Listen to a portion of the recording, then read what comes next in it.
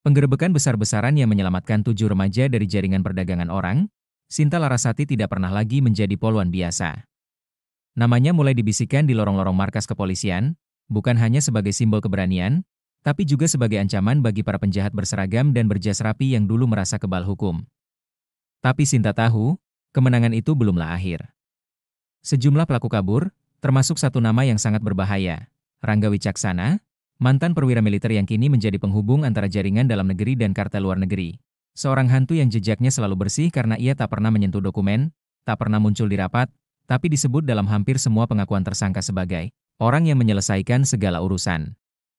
Ketika sidang Dr. Darwin mulai digelar, tekanan politik dan ancaman anonim terhadap para saksi mulai bermunculan.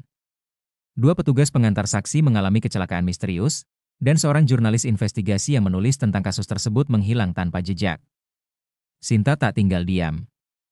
Bersama 2 rekan kepercayaannya, Dinda dan Kompol Arya, ia membentuk tim bayangan yang tak tercatat secara resmi, dan mulai mengumpulkan informasi dari luar sistem, dari komunitas mantan korban, sopir-sopir ekspedisi, hingga calo-calo di terminal gelap.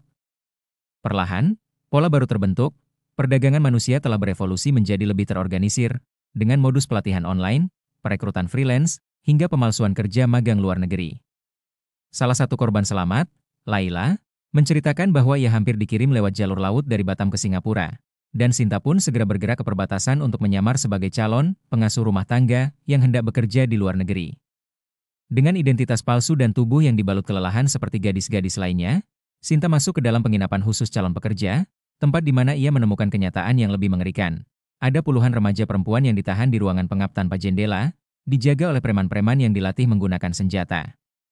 Tapi malam sebelum pengiriman, alarm batinnya berbunyi, ada pengkhianat dalam timnya. Dan benar, malam itu lokasi penginapan digerebek lebih awal oleh pasukan berseragam hitam, bukan dari kepolisian resmi. Beberapa korban dibawa kabur, beberapa lainnya terluka. Sinta berhasil lolos dengan 1 ponsel curian dari salah satu preman, yang ternyata berisi kontak langsung dengan Rangga. Bukti ini menjadi titik balik. Mabes akhirnya memberi mandat penuh untuk menangkap Rangga, tapi ia sudah kabur ke luar negeri.